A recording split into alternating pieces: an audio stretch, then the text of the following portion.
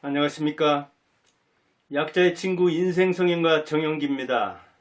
자식 농사에 대해서 지금 꾸준히 이야기하고 있습니다. 특히 아버지 노릇, 자녀를 키우는데 아버지가 어떤 노릇을 해야 하는지 꾸준히 말합니다. 흔히 뿌린 대로 거둔다 그런 이야기를 하죠. 뿌린 대로 거둔다면 아버지 노릇처럼 쉬운 일은 없습니다. 세상에 하룻밤에도 씨는 뿌릴 수 있지 않습니까? 그런데 뿌리는 일이 가꾸는 일보다 훨씬 쉽죠. 그런데 거기서 말하는 것은 시작이 중요하다. 동양에서는 시작을 중시합니다. 과거 시험에 합격하는 것, 서울대에 들어가는 것, 고등고시에 패스하는 것, 그리고 행정고시에 패스해서 관리가 되는 것, 시작을 매우 중시하기 때문에 시작이 반이다. 시작하면 끝나는 것이다. 그런 의식 속에서 농사도 뿌린 대로 거두듯이 자식 농사도 뿌린 대로 거둔다고 이야기를 한 겁니다. 그만큼 시작이 중요도 하지만 시작이 어렵다는 이야기이기도 합니다. 그런데 사실은 농사도 그렇지만 자식 농사는 특히 뿌리는 일이 아니라 가꾸는 일이 어렵고 그리고 또 중요합니다. 뿌리는 일이야, 씨 뿌리기야. 고추 심을 때 며칠이면 됩니다, 그거. 밭 다듬고, 그 다음에 씨 골라서 뿌리는 데까지는 며칠이면 됩니다, 농사에서도. 그런데, 김 매고 가꾸는 일은 죽도록 해야 됩니다, 자식 농사에서는. 고추 농사에서도 몇 달간 해야 됩니다. 사과 같으면, 얼마 있으면 설이 돌아오죠. 설 지나면 바로 사과는 전지를 시작합니다. 가지치기를 해줘야 됩니다. 쓸모있는 가지, 쓸모없는 가지, 죽은 가지, 그렇게 가지를 골라야 됩니다. 그리고 거름을 또 내야 됩니다. 꽃 피기 전에 농약도 해야 됩니다. 해충, 병균. 꽃을 솎아주기도 합니다. 또는 과일을 솎아야 됩니다. 여러 과일 중에 10분의 1, 20분의 1을 남겨야 됩니다. 제가 농부의 아들 아닙니까? 그리고 직접 과수원 갖고봤기 때문에 사과 하나 제대로 된 이 과일을 얻기 위해서 얼마나 힘써야 되는지 초봄부터 10월, 11월 설이 내릴 때까지 잘 압니다. 한 해 걸려서 그렇게 짓는 농사에도 어떻습니까? 사과 상자에 누구? 정영기, 전라북도 진안보다 더 유명한 곳이 진안 옆에 있는 장수죠. 진안사과, 장수사과. 진안사과는 되게 마이산이 있다 보니까 마이산, 말귀처럼 솟은 산 있죠. 그래서 마이산 사과 그렇게 냅니다. 농사를 누가 지었는지, 무슨 종자, 그리고 상, 중, 하. 사람 역시 마찬가지입니다. 그런데 자식 농사 이 책임은 정말로 아버지처럼 씨만 뿌리면 끝나느냐? 그렇지 않죠. 자식 농사는 부모가 무한 책임을 지는 것이다. 아니다. 그건 너무 가혹하다. 아버지가 33.3%, 어머니가 33.3%, 그리고 자식 33.3%, 0.1%는 0.01%인가요? 그거는 누구 차지냐? 하늘에 달려있다. 운에 달려있다. 복에 달려있다. 그런 이야기를 하는 사람도 있는데 정말로 그렇게 산술적으로 기계적으로 자식 농사를 지을 수 있을까요? 그러니까 또 다른 사람 말합니다. 자식 농사는 유전과 환경의 조화다. 유전, 부모가 물려주는 거 있다. 그렇지만 자녀는 가정 환경, 사회 환경, 학교 환경을 조성해주면 된다. 그런데 그 환경을 조성하는데 많이 등장하는 사람이 누굽니까? 맹모죠, 맹모. 그럼 맹모는 그렇게 유명한데 맹자의 어머니는 뭐 성씨가 뭔지도 잘 알려지지 않았고 어디서는 뭐 구시다마다 이런 이야기도 있지만 맹모 아버지는 맹자의 아버지 맹부는 어디 갔는가? 맹자가 3살 때 죽었습니다. 그러면 재산을 많이 남기고? 아닙니다. 그래서 맹자의 어머니는 배 짜는 일로 자녀를 가르쳤습니다. 배를 짜면서도 그렇게 공동묘지에서 또는 시장에서 서당에서 이렇게 그 맹자가 환경에 영향을 받는 걸 보고 그 환경이 서당이 적합하다. 공부하는 데는 역시 서당 옆에 살아야 된다 해가지고 자기가 배 짜는 일을 하는데도 배 짜는 일을 하면 그때 당시로서는 여자가 보편적으로 하는 일입니다. 지금 뭐 마트에서 이렇게 계산을 한다든가 식당에서 뭘 일을 한다든가 여자들이 사무를 한다든가 이렇게 여자들이 보편적으로 간호직이라든가 보호직이라든가 많이 하는 그런 일을 했던 겁니다. 전형적인 여자의 직업에 종사한 맹모. 부자일 리가 없었습니다. 그런데 우리는 그렇게 무슨 강남이다, 강북이다, 농촌이다, 도시다, 그 교육 환경을 말하는데 실제로는 맹자가 가르친 것은 맹자를 가르친 것은 맹모였습니다. 그러니까 최고의 환경은 맹모 자체였다는 얘기입니다. 맹자가 서당 다닐 때 잘 다녔습니까? 아닙니다. 어머니 나 공부 못하겠어요. 정말 선생님 가르치는 스타일도 마음에 안 들고 공부가 적성에 안 맞는가 봐요. 하면서 공부하다가 다시 돌아왔습니다. 집으로. 그러니까 어떻게 했을까요? 한석봉의 어머니 같으면 붓글씨로 해가지고 아들을 기를 죽여가지고 주눅들여서 다시 쫓아보냈던가요? 떡설교와 이 붓글씨 쓰기, 글씨 쓰기 대 한석봉의 붓글씨 쓰는 게 얼마나 어렵습니까? 이게 예술 아닙니까? 떡 쓰는 것은 단순 직업인 셈이잖아요. 그런데 자기가 잘하는 일, 단순 직업, 단순 그 일로서 자녀를 기죽여가지고 다시 쫓아보냈죠. 근데 맹자의 어머니는 어땠을까요? 그때 마침 배를 짜고 있는데 맹자가 돌아왔던 거예요. 그러니까 짜던 배를 딱 잘라서 그것을 단기 그러죠. 단기. 배틀을 잘랐다 해서 단기 그럽니다. 단기지교 그래요. 그래서 맹자가 가르친 게 배를 잘라서 가르친 교육. 배를 짜다가 이렇게 배를 잘라버리면 얼마나 이 배가 쓸모가 없어지냐.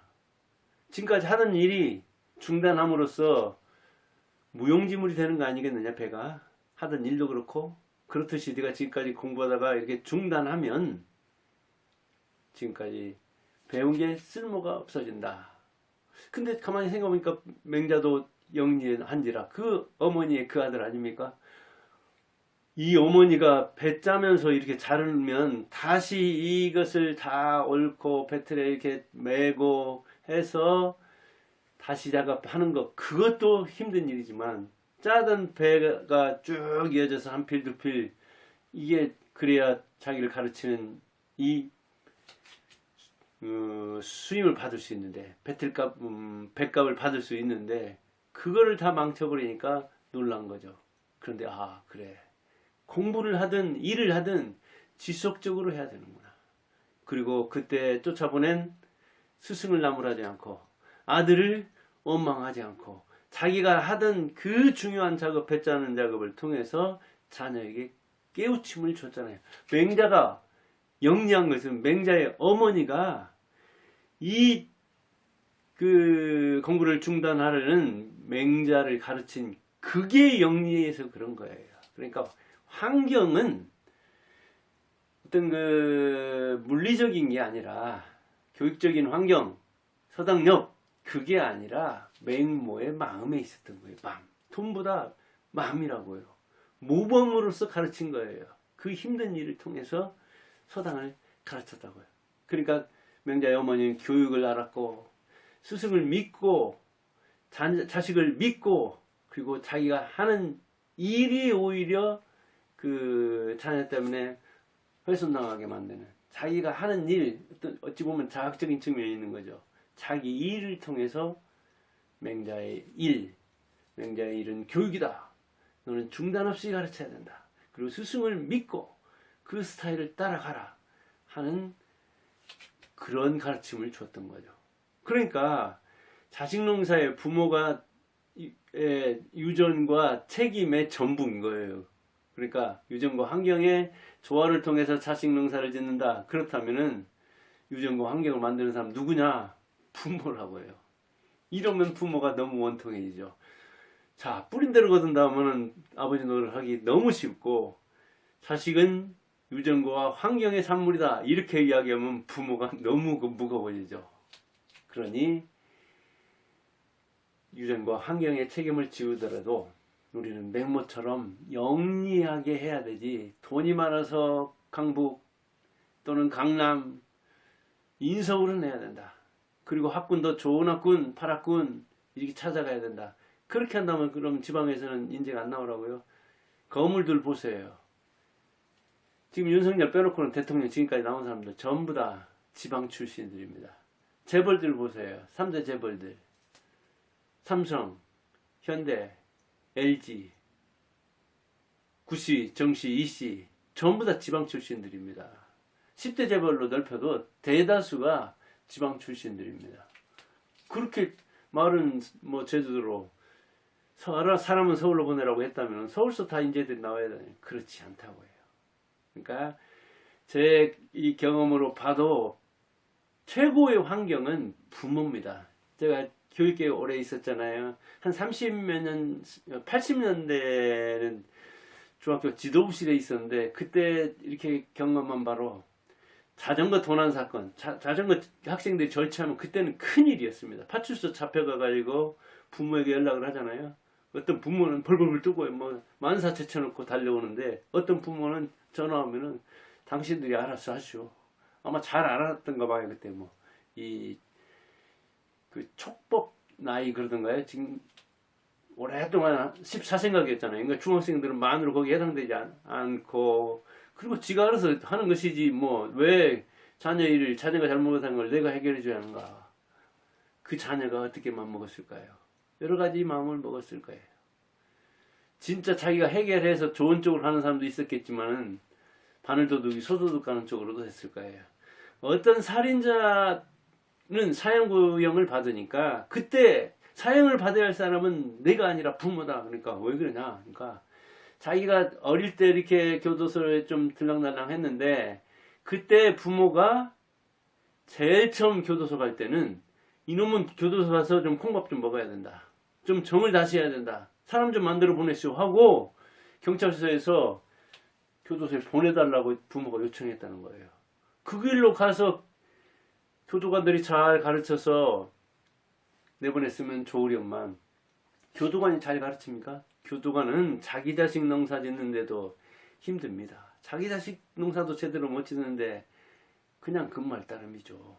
거기서 오히려 그 다른 그 범죄인들의 한턱 끼리끼리 노는 거 아닙니까? 거기서 또 다른 범죄를 배워서, 범죄 수업을 배워서 계속해서 더 큰 범죄를 저지르다 보니까 이 살인을 저질러 가지고 사형을 선고받게 되었다는, 그때 부모가 눈물로 호소를 하고, 만일 그 경찰한테 애원해가지고 자기를 이렇게 교도하겠다고 그렇게 했다면 자기가 그러지 않았을 것이라는 이야기죠. 인생에도 역사에도 가정은 없으니까 알 수는 없는 것이지만, 부모를 원망하는 것으로 볼 수도 있지만, 부모로서는 자기가 못 가르친 자녀를 교도관이 가르치겠습니까? 자기가 포기하는 사람을 교도관이 가르치겠습니까? 자기가 선의로서 그랬다 하더라도 결국은 그렇게 잘못되고 말았죠. 어떤 교장 출신은 정말 얼굴 들 수 없을 만큼 이 주먹계의 대부로 자식이 노는 바람에 지 자식도 제대로 못 가르치면서 쑥덕쑥덕 하는 그런 교육계들이 많았고, 영이 잘 안 썼어요. 알만한 사람은 다 알았기 때문에 그 자식이 얼마나 교도소를 들락날락하고 전과가 몇 번인가. 그런데 끝까지 그런 창피를 무릅쓰고, 그리고 퇴임 후에도 끝까지 교도소 가서 면회하고 그 교도소 뒷바라지를 하면서 끝까지 포기하지 않아가지고 자녀가 손을 씻고 새 사람 되게 만드는, 그리고 그 뒤로도 계속해서 자녀를 돕고 손주들을 도와서 자기가 교육계에 있으면서도 자식을 어찌 보면 나몰 나라라 할까? 잘못된 식으로 가르쳐서 빗나간 그 자녀에 대한 뭐랄까요? 죄책감을 끝까지 이렇게 자녀 교육은 뭐 3살 버릇 고치면 끝난다? 싹수가 노랗다? 들썩부른 나무는 뭐 떡잎부터 달아온다? 그런 거 없습니다. 농사에서는 몰라도 그게 일리는 있는 말이지만 끝까지 가꿔야지.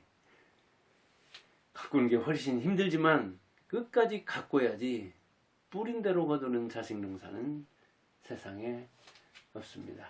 그래서 오늘은 자식 농사, 아버지 노릇은 죽을 때까지 지속되는 거다. 죽은 다음에도 아버지 노릇은 지속되는 거다.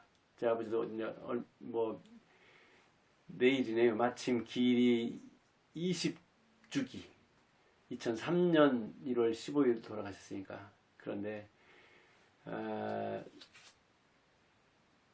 제가 지금 녹화를 월요일 나갈 녹화를 이틀 전에 하다 보니까 이렇게 내일 아버지 20주기를 앞두고 녹화하는 겁니다. 그러면서 자식 농사를 생각하고 아버지를 생각하고 저를 생각하고 그리고 두 아들을 생각합니다. 여러분들도 부디 자식 농사 잘 짓되 끝까지 가꿔야 된다.